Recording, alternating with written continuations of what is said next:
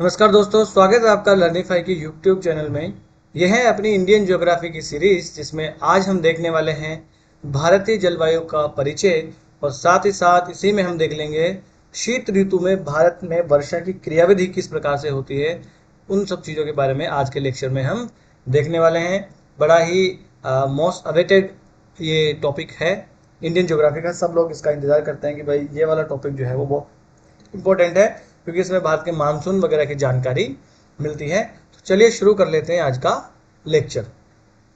देखिए, आज के लेक्चर में हम देखेंगे भारत के जलवायु के बारे में, है ना। जलवायु किस प्रकार की है भारत की, उसका थोड़ा सा परिचय देखेंगे, है ना। फिर भारत में जो है किस प्रकार की जलवायु पाई जाती है, मानसूनी जलवायु पाई जाती है ना। तो भारत में जलवायु किस प्रकार की पाई जाती है, तो भारत में उष्ण कटिबंधीय मानसूनी जलवायु पाई जाती है। अब उष्ण कटिबंध क्या होता है, शीतोष्ण कटिबंध क्या होता है, शीत कटिबंध क्या होता है, ये वर्ल्ड ज्योग्राफी की सीरीज में मैं आपको बहुत अच्छे से पढ़ा चुका हूं। अगर यहां तक का सफर आपने तय किया है, इसका मतलब आपको ये सब चीजें पता होनी चाहिए।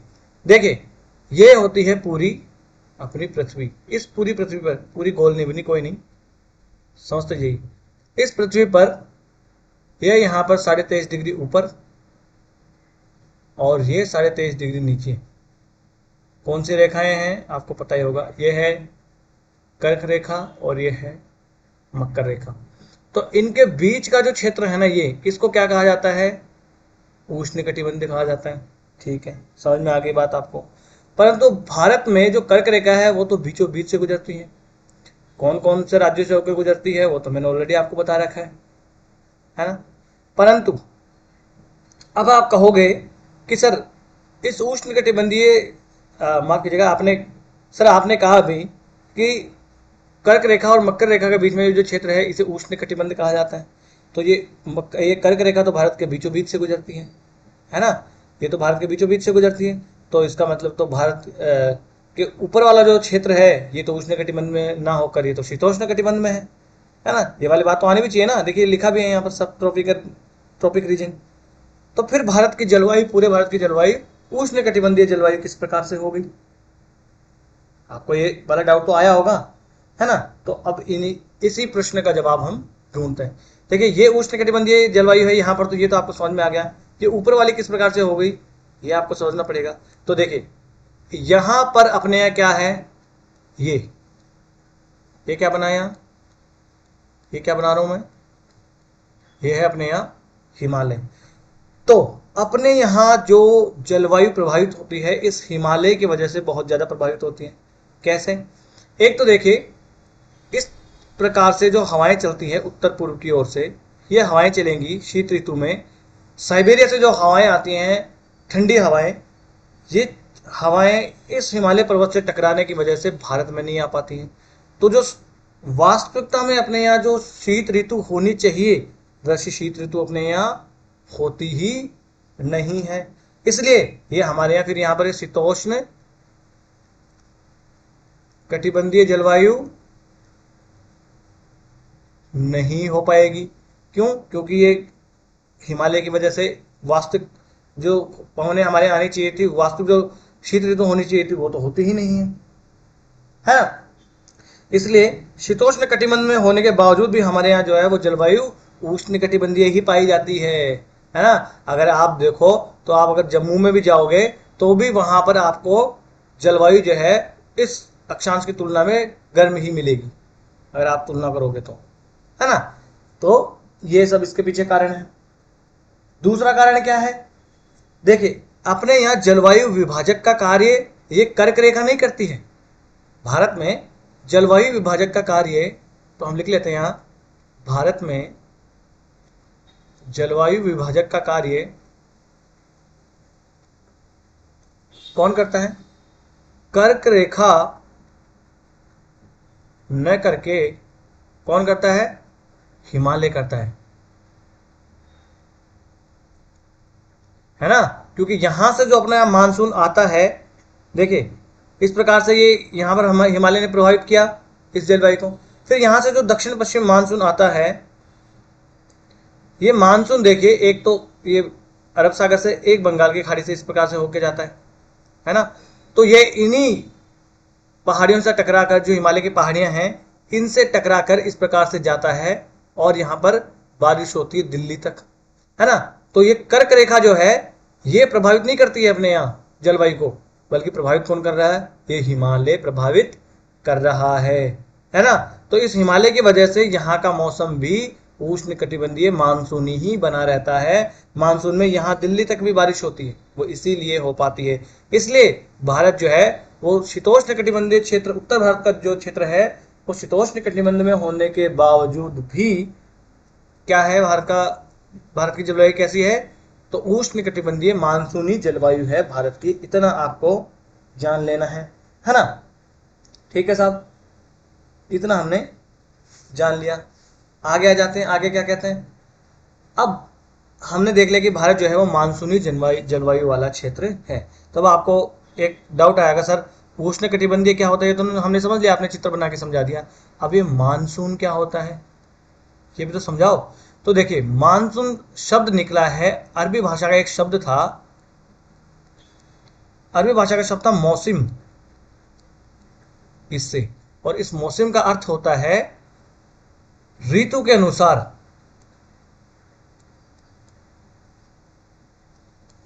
ऋतु के अनुसार पवनों का मौसमी प्रवाह, है ना। यानी पवनों का मौसमी प्रवाह, अगर आप कहो ये ऋतु के अनुसार भिन्न कहो, तो पवनों का जो मौसमी प्रवाह होता है वही कहलाता है मानसून। यानी कि अगर एक मौसम होगा तो ये पवने इस दिशा में बहेंगी, और अगला दूसरा मौसम होगा तो ये पवने इस तरीके से बहेंगी। तो ये मानसूनी जलवायु जहां होती है वहीं ऐसा होता है, बाकी की जलवायु प्रदेशों में ऐसा नहीं होता है। इसलिए हमारा प्रदेश जो है वो मानसूनी जलवायु क्षेत्र में आता है ना। तो हमारा जो देश है वो दो प्रकार के मानसून से प्रभावित जो पवने हैं उनसे प्रभावित होता है। एक होता है दक्षिण पश्चिम मानसून, और एक जो इस प्रकार से चलता है ना, ये होता है उत्तर पूर्वी मानसून। तो आने वाले लेक्चर में हम उत्तर पूर्वी दक्षिण मानसून की भी डिटेल से चर्चा करने वाले हैं। ये हमने देख लिया, तो उत्तर पश्चिम मानसून और दक्षिण पश्चिम मानसून, उत्तर पूर्वी मानसून और दक्षिण पश्चिम मानसून के बारे में हमने जानकारी हासिल कर ली है। ठीक है, अब देख लेते हैं एक एक करके इनके बारे में, है ना। तो देखिए, अब भारत में किस प्रकार से ऋतुएं आ जाती हैं। तो देखिए, एक होता है अपने यहाँ ग्रीष्म ऋतु में वर्षा, अपने क्या होती है, एक तो ग्रीष्म ऋतु में वर्षा होती है, एक अपने यहाँ होती है शीत ऋतु में वर्षा। ठीक है ना। अब ये जो ग्रीष्म ऋतु में वर्षा होती है, इस ग्रीष्म ऋतु में वर्षा होती है दक्षिण पश्चिम मानसून से। देखिए, अब यहां बना लेते हैं हम अपना इंडिया का मैप।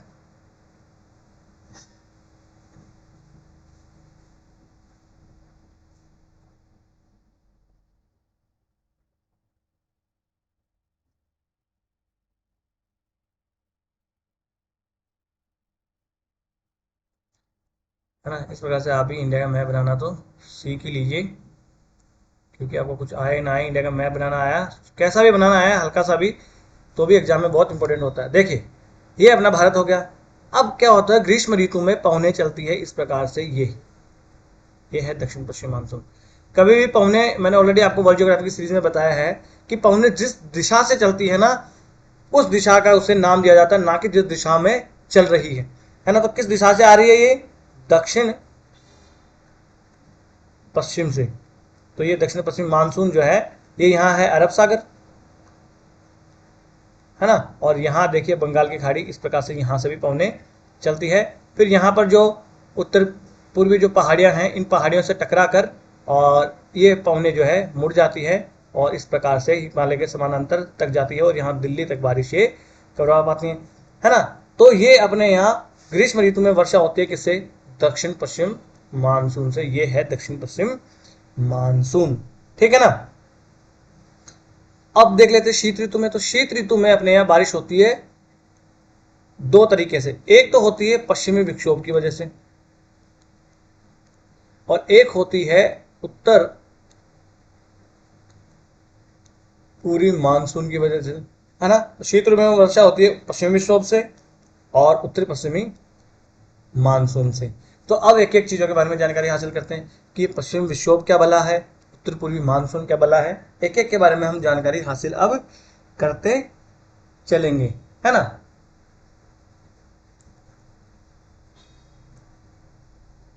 चलिए आगे बाद में, जैसे अभी हम जो है वो शीत ऋतु के बारे में किस प्रकार से क्रियाविधि होती है, किस प्रकार से वर्षा होती है, उसके बारे में डिटेल से जानेंगे। बाकी जो ग्रीष्म ऋतु में होते हैं ना दक्षिण पश्चिम मानसून, उसको हम अगले लेक्चर में बहुत बढ़िया डिटेल से जानेंगे, है ना। अभी के तौर पर अगर हम देखें मोटा मोटी, अगर आपको देखना आप चाहें यहाँ, तो देखिए दक्षिण पश्चिम मानसून है वो 1 जून से शुरू हो जाता है। 1 जून में कहाँ पर आता है ये, केरल के तट पर टकराता है दक्षिण पश्चिम मानसून। और लगभग लगभग आप कहो कि मध्य जुलाई आता है, 15 सितंबर तक जो है, 15 सितंबर तक पूरे भारत में ये रहता है। लगभग मध्य जुलाई आते आते ये उत्तर भारत तक पूरा फैल जाता है। 15 सितंबर तक ये बारिश, आधे सितंबर तक ये बारिश करवाते रहती है ना। ठीक है साहब, अब आ जाते हैं हम डिटेल से जिस चीज की हम डिस्कस करने वाले हैं वो है शीत ऋतु में वर्षा की क्रियाविधि किस प्रकार से होती है। शीत ऋतु में वर्षा या मानसून की क्रियाविधि,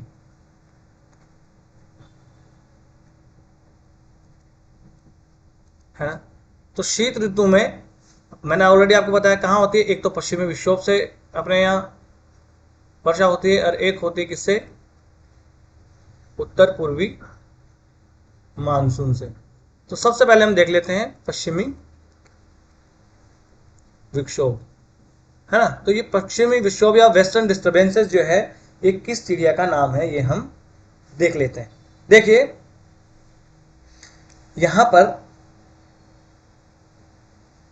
भूमध्य सागर आपको पता होगा, तो उस भूमध्य सागर पर ये बहिरुष्ण कटिबंधीय चक्रवात जो है उनका निर्माण होता है। ये उष्ण कटिबंधीय चक्रवात क्या होता है, बहिरुष्ण कटिबंधीय चक्रवात क्या होता है, इनके बारे में मैं ऑलरेडी आपको बता चुका हूं। बहिरुष्ण कटिबंधीय चक्रवातों को शीतोष्ण कटिबंधीय चक्रवात भी कहते हैं। तो वास्तविकता में ये पश्चिमी विक्षोभ क्या है, तो वास्तविकता में पश्चिमी विक्षोभ है शीतोष्ण चक्रवात।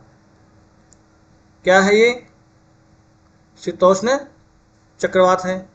ठीक है साहब, समझ गए। इसकी उत्पत्ति कहाँ होती है, तो इन शीतोष्ण कटिबंधीय चक्रवातों की, तो इन शीतोष्ण चक्रवातों की उत्पत्ति होती है भूमध्य सागरीय क्षेत्र में, यानी भूमध्य सागर पर इन उष्ण शीतोष्ण कटिबंधीय चक्रवातों की उत्पत्ति होती है। और आपको पता ही है उष्ण कटिबंधीय चक्रवात है वो तो पूर्व से पश्चिम की ओर जाते हैं, और शीतोष्ण कटिबंधीय चक्रवात हमेशा पश्चिम से पूर्व की ओर गति करते हैं। यह आपको वर्ल्ड ज्योग्राफी सीरीज में मैंने पढ़ाया अच्छे से, ठीक है ना।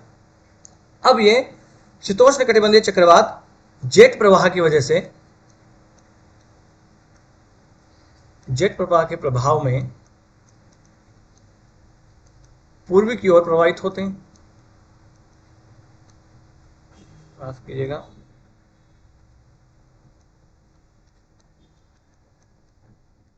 मैं बना के भी आपको समझाऊंगा। ये जो है वो जेट प्रवाह की वजह से के प्रभाव में पूर्व की ओर ये प्रवाहित होने लगते हैं, ठीक है ना। अब देखिए पहले एक बार यहां पर हम भारत का मैप बना लेते हैं।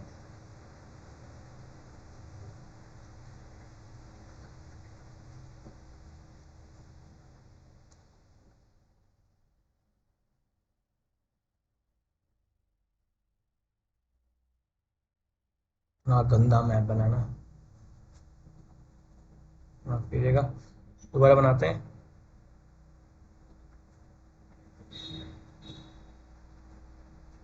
ये मैप की प्रैक्टिस आपको भी होनी चाहिए।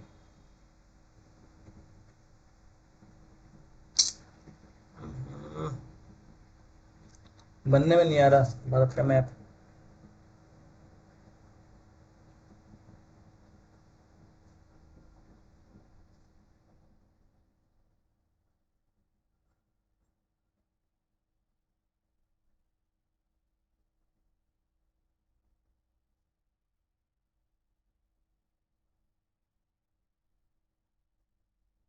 ठीक है, तो देखिए ये अपना कौन सा क्षेत्र है, ये उत्तर पश्चिमी अपना क्षेत्र है।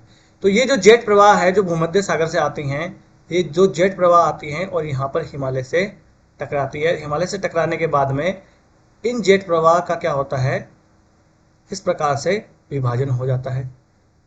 एक जो है वो जेट प्रवाह का एक भाग जो है वो चला जाता है कहाँ, वो चला जाता है हिमालय के ऊपर, और एक आ जाता है हिमालय से नीचे। ये क्या है, जेट प्रवाह। ठीक है ना। तो ये जेट प्रवाह जो है, जेट प्रवाह क्या होता है, तो ये ऊपरी क्षोभ मंडल जो है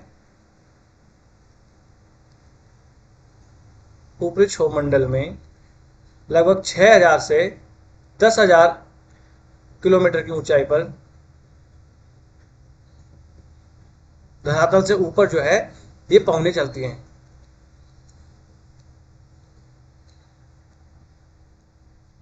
वो होते हैं जेट प्रवाह। इन जेट प्रवाह के प्रभाव में आकर ये जो शीतोष्ण चक्रवात है ये पूर्व की ओर प्रवाहित होता है। ये भूमध्य सागर से बहता हुआ काला सागर, काला सागर के बाद में कैस्पियन सागर, यहाँ से नमी ग्रहण करता है और यहाँ पर आके हिमालय से टकराता है, और एक इसकी शाखा उत्तर में चली जाती है और एक इसकी शाखा जो है वो दक्षिण में आ जाती है। और ये जो दक्षिण में शाखा आती है, यही शाखा जो है उत्तर पश्चिमी भारत में अपने यहाँ वर्षा कराती है। तो ये जो है ये जो जेट प्रवाह का या जो शीतोष्ण कटिबंधीय चक्रवात जो है, इन शीतोष्ण चक्रवातों का ये वाला भाग जो उत्तर भारत में वर्षा कराता है, इसे ही कहते हैं पश्चिमी विक्षोभ। इसे क्या कहते हैं, इसे कहते हैं पश्चिमी विक्षोभ। ये आपको याद रख लेना।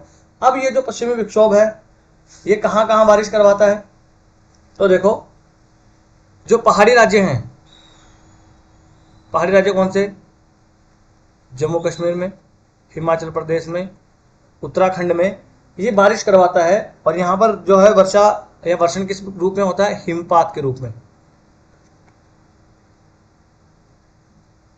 है ना। तो यहाँ पर जो बर्फ गिरती है ना सर्दियों में, वो इसी पश्चिमी विक्षोभ की वजह से गिरती है। और बाकी बाकी जो उत्तरी राज्य हैं, है ना, बाकी जो उत्तरी राज्य हैं जैसे कि पंजाब हो गया,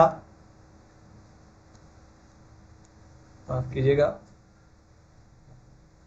हरियाणा हो गया, दिल्ली हो गया और राजस्थान हो गया, ये वाला जो क्षेत्र है यहाँ पर वर्षा होती है, जो वर्षण होता है वो वर्षा के रूप में होता है। और ये जो वर्षा है ना, यहाँ पर देखिए शीत ऋतु में यहाँ पर कौन सी फसल हो रही होती है, तो रबी की फसल। रबी की फसल के लिए लाभदायक जो है वो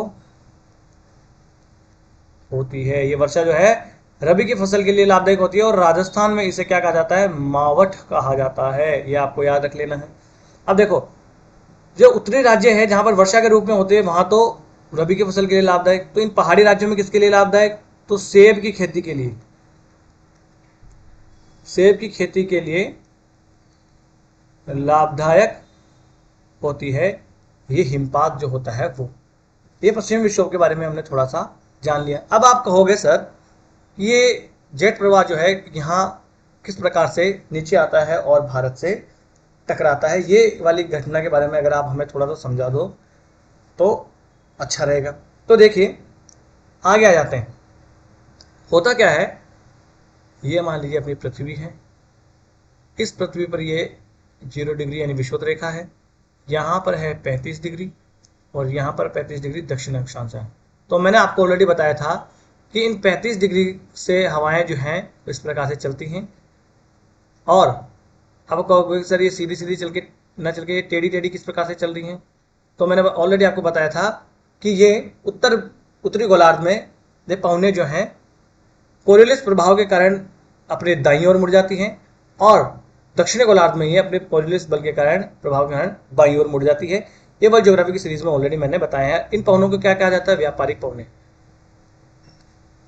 व्यापारिक पवने कहा जाता है। ये जो विषुवत रेखा है, इस विषुवत रेखा का जो ये जो क्षेत्र है जहां पर उत्तरी गोलार्ध से आने वाली पवने और दक्षिणी गोलार्ध से आने वाली व्यापारिक पवने मिलती है, इस क्षेत्र को क्या कहा जाता है, इसे कहा जाता है ITCZ, ITCZ, है ना, इंटर ट्रॉपिकल कन्वर्जेंस जोन। और हिंदी में क्या कहते हैं, अंतः, माफ कीजिएगा, हिंदी में इसे कहते हैं अंतः उष्णकटिबंधीय अभिसरण क्षेत्र, ये है ITCZ। अब होता क्या है, सूर्य उत्तरायण होता है, सूर्य दक्षिणायन होता है, ये भी मैंने ऑलरेडी आपको वर्ल्ड ज्योग्राफी में पढ़ा रखा है।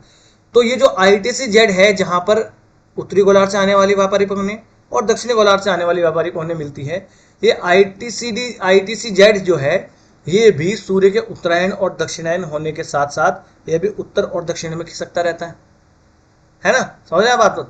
तो समझे, सूर्य के उत्तरायण और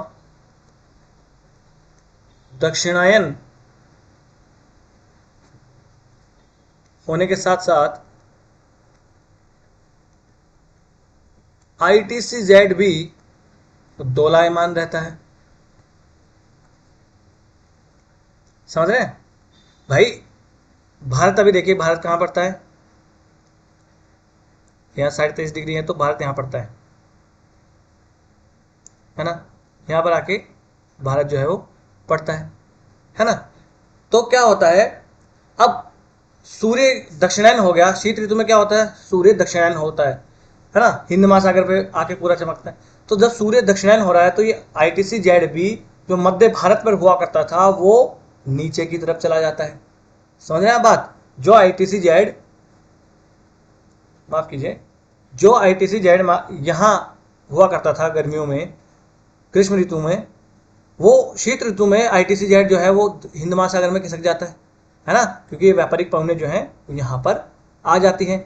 इसीलिए ये जो जेट प्रवाह है, ये ऊपर प्रवाहित होता है ग्रीष्म ऋतु में, और सामान्यतः हिमालय के ऊपर प्रवाहित होता है। परंतु इसी ITCZ के प्रभाव में ये जेट प्रवाह भी नीचे की ओर खिसक आता है, और फिर आके हिमालय के यहाँ पर टकराने की वजह से दो भागों में बढ़ जाता है, और एक भाग जो है वो पश्चिमी विक्षोभ के रूप में पश्चिमोत्तर भारत में और उत्तरी भारत में, कभी कभी तो ये जो पश्चिमी बिहार जो है, यहाँ तक भी वर्षा करा देता है। अगर इनमें आर्द्रता ज्यादा हुई तो पश्चिमी बिहार तक भी वर्षा ये करा देता है पश्चिमी विक्षोभ, ठीक है ना।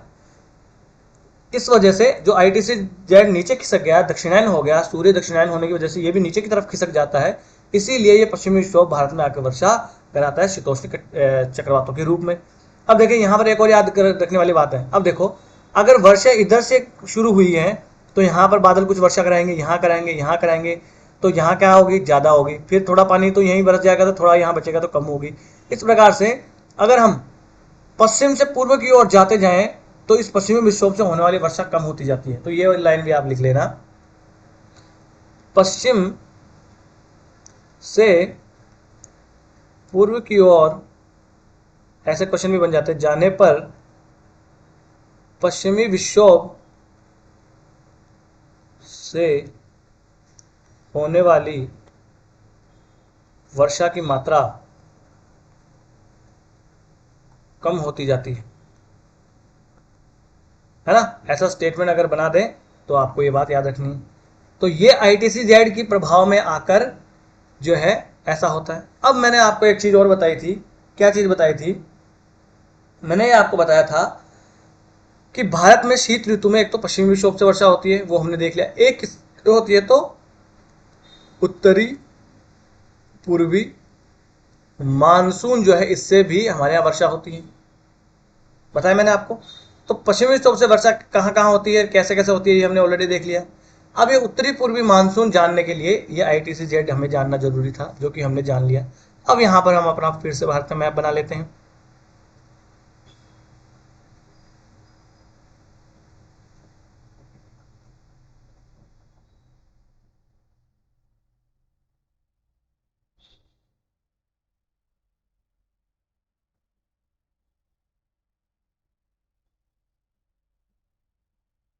ठीक है, जैसा ही बन रहा है हमें समझने से मतलब है।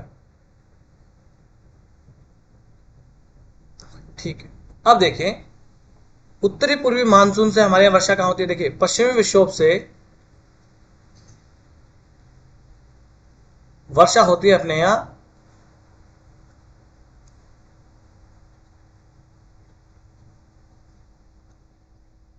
यहाँ, ये उत्तरी पूर्वी भारत और उत्तरी भारत जो है ना, उत्तरी पश्चिमी भारत और उत्तरी भारत में हमारे यहाँ वर्षा होती है पश्चिमी विक्षोभ से। और अपने यहाँ उत्तरी पूर्वी मानसून से शीत ऋतु में वर्षा कहाँ होती है, तो यहाँ है तमिलनाडु, और इसे कहते हैं कोरोमंडल तट। कोरोमंडल तट। तो देखिए, उत्तरी पूर्वी मानसून मतलब ये पवने जो हैं इस प्रकार से उत्तर पूर्व से चलती हैं। भाई सूर्य जो है वो दक्षिणायन हो गया, तो अब भारत जो है वो पूर्णतया इन उत्तरी पूर्वी मानसूनी पवने जो हैं, ये जो उत्तरी पूर्वी व्यापारिक पवने, इनके प्रभाव में आ जाता है ना। ये आईटीसी जेड नीचे खिसक जाता है, तो ये सूर्य जो है, देखिए पहले आईटीसी जेड हुआ करता था यहाँ, अब जैसे जैसे सूर्य दक्षिणायन होता जाता है, ये आईटीसी जेड खिसक के आ जाता है हिंद महासागर में। जब हिंद महासागर में आईटीसी जेड खिसक गया, तो ये जो कन्वर्जेंस हो रहा था वो वाला क्षेत्र यहाँ ना होकर अब कहाँ होने लगा, यहाँ। अब मान लीजिए यहाँ कन्वर्जेंस जोन हो रहा है, इस प्रकार से हो रहा है, तो ये वाला क्षेत्र जो है इस प्रकार से पहुंचे तो यहाँ आके मिलेगी ना, इस प्रकार से पहुंचे कहाँ आएंगी, यहाँ आके मिलेंगी। तो ये पूरा भारत किस में आ गया, अब उत्तरी पूर्वी व्यापारी पवनों के प्रभाव में भारत आ जाता है। समझ में आया ना ये वाली चीज में जो आपको समझाना चाह रहा हूँ, है ना। इस प्रकार से थोड़ी सी कल्पना आपको करता चलना है यहाँ पर। तो इस प्रकार से भारत पूर्णतः उत्तरी पूर्वी व्यापारिक पवनों के प्रभाव में आ जाता है। तो उत्तरी पूर्वी मानसून में पहले आपको ये लिख लेना है कि सूर्य के दक्षिणायन होने के कारण शीत ऋतु में भारत उत्तरी पूर्वी व्यापारिक पवनों के प्रभाव में पूर्णतः आ जाता है। उत्तरी पूर्वी पवनों के व्यापारिक पवनों के प्रभाव में आ गया। भाई जो ये पवनी चल रही है ना, ये है उत्तरी पूर्वी व्यापारिक पवने, और ये क्या होगी, इस तरफ से चल रही है तो ये दक्षिण पूर्वी व्यापारिक पवने, है ना। तो इस प्रकार से उत्तरी पूर्वी व्यापारिक पवनों के प्रभाव में आ जाता है समुचित भारत। परंतु देखो, ये जो पश्चिमी विक्षोभ था, ये तो भूमध्य सागर से, काला सागर से और कैस्पियन सागर से जो है नमी ग्रहण करके आता है। परंतु देखो ये पवने कहाँ से आ रही हैं, लैंड से आ रही है, महाद्वीप से होकर आ रही है, इसलिए इनमें नमी नहीं होती, है ना। उत्तर पूर्वी व्यापारिक पवने महाद्वीपों पर प्रवाहित होने के कारण इनमें आर्द्रता या नमी नहीं होती है।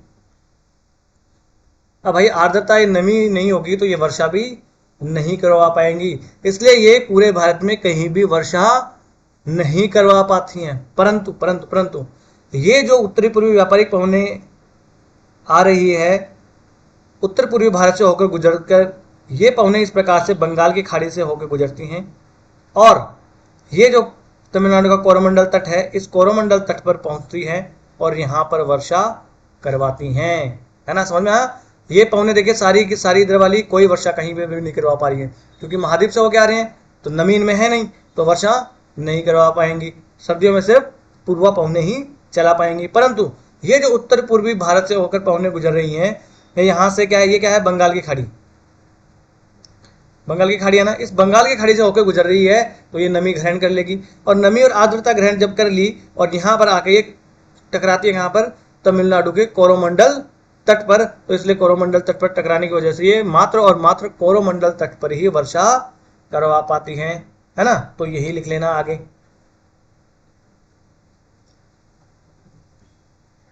क्या लिखा था हमने यहाँ पर, हमने लिखा था कारण आर्द्रता नहीं होती है। अब आर्द्रता के आगे लिख लेते हैं, इसी कारण ये पौने भारत में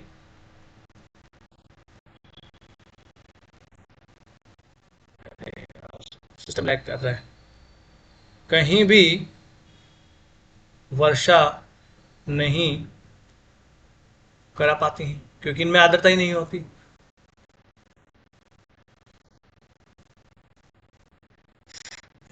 सिस्टम लैग कर रहा है। परंतु उत्तर पूर्वी भारत से प्रवाहित होने वाली व्यापारिक पवनें बंगाल की खाड़ी से नमी ग्रहण करती है और तमिलनाडु के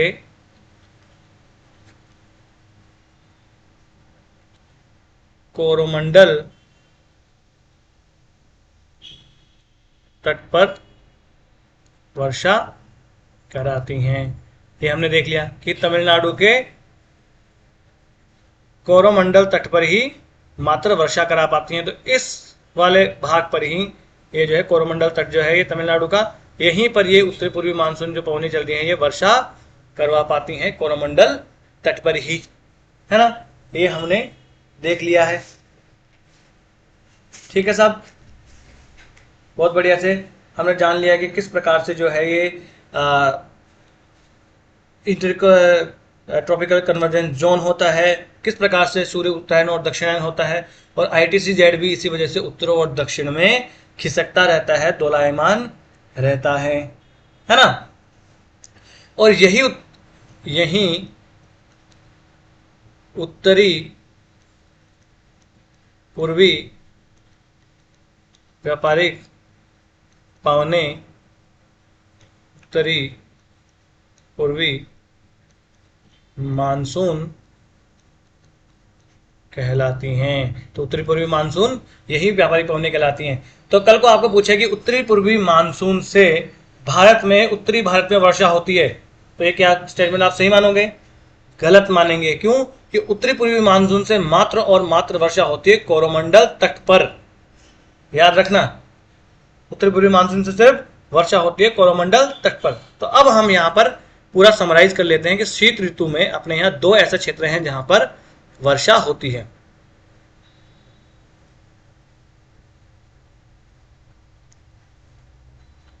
ठीक है,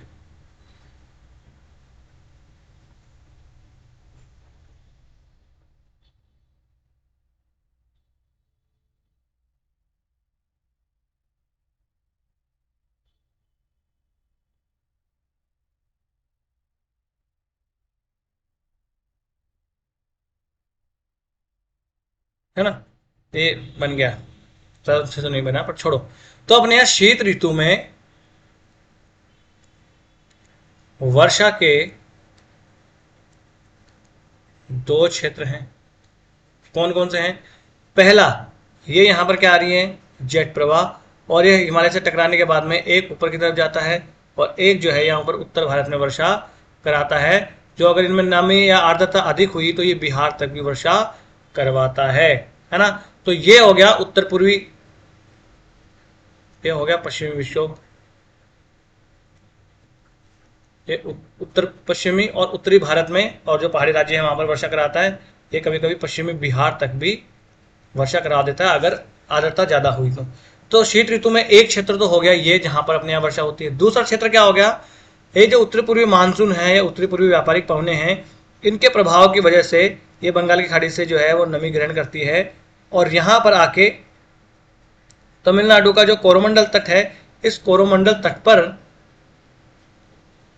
वर्षा करवाती हैं। तो शीत ऋतु में अपने यहाँ वर्षा के दो क्षेत्र हो गए। एक तो कौन सा हो गया? एक क्षेत्र जो हो गया अपना उत्तरी पश्चिमी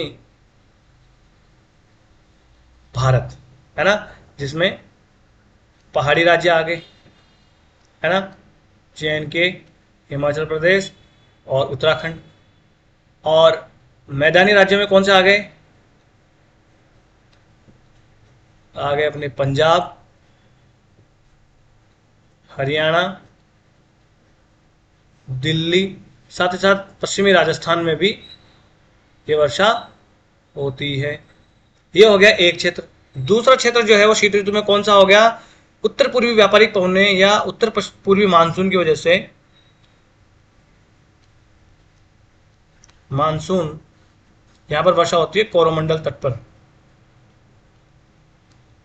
ये दो क्षेत्र। तो देखो याद रखना एक चीज, अगर क्वेश्चन आए कि भारत में शीत ऋतु के क्षेत्र कौन से हैं, तो एक आप बताओगे उत्तरी पश्चिमी भारत, जिसमें मैदानी राज्य ये हैं और पहाड़ी वाला क्षेत्र ये है, और अगर इनमें आर्द्रता ज्यादा हुई तो ये पश्चिमी बिहार तक भी वर्षा कराती हैं। और दूसरा क्षेत्र कौन सा होगा, उत्तर पूर्वी मानसून के प्रभाव में कोरोमंडल तट पर वर्षा होती है। ये क्वेश्चन कब, जब शीत ऋतु में वर्षा पूछे, अगर पूछे सिर्फ कि पश्चिमी विक्षोभ से कौन से राज्य में वर्षा होती है, या शीतोष्ण कटिबंधीय चक्रवात की वजह से कौन से राज्यों में शीत ऋतु में वर्षा होती है, तो आपको बताना है ये वाला क्षेत्र। और आपको जब पूछें कि उत्तर पूर्वी मानसून से कौन से राज्यों में या कहां पर भारत में वर्षा होती है शीत ऋतु में, आप बताओगे कि सिर्फ और सिर्फ तमिलनाडु के कोरोमंडल तट पर, तब आप गलती करके ये वाला क्षेत्र बिल्कुल भी मत बता देना। तो ये हमने आज जो है किस प्रकार से भारत में जलवायु जो है अपनी है, उस जलवायु कैसी है, तो उष्ण कटिबंधीय मानसूनी अपने यहाँ जलवायु है। उष्ण कटिबंध क्या होता है, मानसून क्या होता है, ये हमने जान लिया। ठीक है, उसके बाद में हमने देखा कि भारत में एक ग्रीष्म ऋतु में वर्षा होती है, वो होती है दक्षिण पश्चिमी मानसून से, और एक होती है शीत ऋतु में मानसून, शीत ऋतु में वर्षा। तो शीत ऋतु में जो वर्षा होती है उसमें हमने दो क्षेत्र देख लिए, एक पश्चिमी विक्षोभ के प्रभाव के कारण उत्तर पश्चिमी भारत, और एक उत्तर पूर्वी मानसून के प्रभाव में तमिलनाडु का कोरोमंडल तट। ये हमने इतना देख लिया है ना। देखो यहाँ पर जब हाई प्रेशर हो जाता है नॉर्थ ईस्टर्न मानसून में, है ना, तो यहाँ पर दक्षिणी आप कहो कि जो हिंद महासागर है, हिंद महासागर में लो प्रेशर की वजह से पवने जो है हाई प्रेशर से लो प्रेशर की ओर चलती हैं। मैंने ऑलरेडी आपको ये सब चीज़ें समझा रखी है वर्ल्ड ज्योग्राफी की सीरीज में। अगर बिना वर्ल्ड ज्योग्राफी की सीरीज पढ़े आप यहाँ आए हो तो आपको बिल्कुल समझ में नहीं आने वाला है ना। और साउथ वेस्ट मानसून यानी दक्षिण पश्चिमी मानसून जो होता है उसमें फिर लो प्रेशर जो उत्तर भारत में बनता है, इसलिए पवने इस प्रकार से चलती है। ITCZ कैसे खिसकता है, क्या है, वो सब मैंने आपको बता दिया है ना। तो आज के लेक्चर में हमने ये सब चीज़ जान ली। अगला जो लेक्चर होगा उस लेक्चर में हम ग्रीष्म ऋतु में किस प्रकार से वर्षा भारत में होते हैं, यानी दक्षिण पश्चिम मानसून, उसके बारे में जानेंगे, है ना। माफ कीजिएगा, देखिए ये जो मैं आपको बताने वाला था, इस प्रकार से ये मेडिटेरेनियन सी है यानी भूमध्य सागर, भूमध्य सागर से ये शीतोष्ण कटिबंधीय चक्रवात उठता है। और मैंने ऑलरेडी आपको बता रखा है कि शीतोष्ण कटिबंधीय चक्रवात जो है वो पश्चिम से पूर्व की ओर प्रवाहमान होते हैं। तो इस प्रकार से पश्चिम से पूर्व की ओर प्रवाहित होते होते यहाँ पर उत्तर में हिमालय से टकराकर एक शाखा ऊपर चली जाते हैं, एक शाखा जो है वो दक्षिण में मुड़कर भारत के उत्तर पश्चिम भाग में वर्षा करवाती है ना। देखिए ये मेडिटेरेनियन सी हो गया, ये ब्लैक सी हो गया, ये कैस्पियन सी हो गया, यहाँ से ये नमी ग्रहण करते हुए इधर की तरफ आते हैं। ये चीज़ें आपको समझ गए ना। इस प्रकार से ये देखेंगे मेडिटेरेनियन सी से, ये ब्लैक सी, ये कैस्पियन सी से, इस प्रकार से ये होते हुए ईरान अफगानिस्तान से होते हुए भारत में ये वेस्टर्न डिस्टर्बेंस यानी पश्चिमी विक्षोभ जो है इस प्रकार से ये आते हैं, और यहाँ पर आके फिर वर्षा भारत में, उत्तर पश्चिम भारत में वर्षा इस प्रकार से करवाई जाती है। ये मैंने ऑलरेडी आपको समझा दिया है। कल के लेक्चर में हम ग्रीष्म ऋतु में किस प्रकार से वर्षा होती है, यानी दक्षिण पश्चिम मानसून में किस प्रकार से वर्षा होती है, ये हम देखेंगे। ठीक है ना। तो बस मैंने अच्छे से आपको समझा दिया है। आज का लेक्चर जो है हम यही समाप्त कर लेते हैं। आज का लेक्चर हम यही समाप्त कर लेते हैं। इस लेक्चर की अगर आपको PDF चाहिए तो आप जाइए लर्निफाई अनलॉकिंग नॉलेज के नाम से टेलीग्राम पे अपना चैनल है, यहाँ से आप स्कैन कर सकते हैं, और डिस्क्रिप्शन बॉक्स में लिंक भी दिया हुआ है। वीडियो अगर आपको अच्छा लगा तो लाइक कर लीजिए और चैनल को सब्सक्राइब कर लीजिए। और भी आपको कोई सलाह लेनी हो या कोई सलाह देनी हो तो आप हमें कमेंट्स बॉक्स में भी लिख सकते हैं, और आप बड़े लोकतांत्रिक ढंग से जो है हम अपने छोटे से परिवार को आगे बढ़ाएंगे। नमस्ते, धन्यवाद।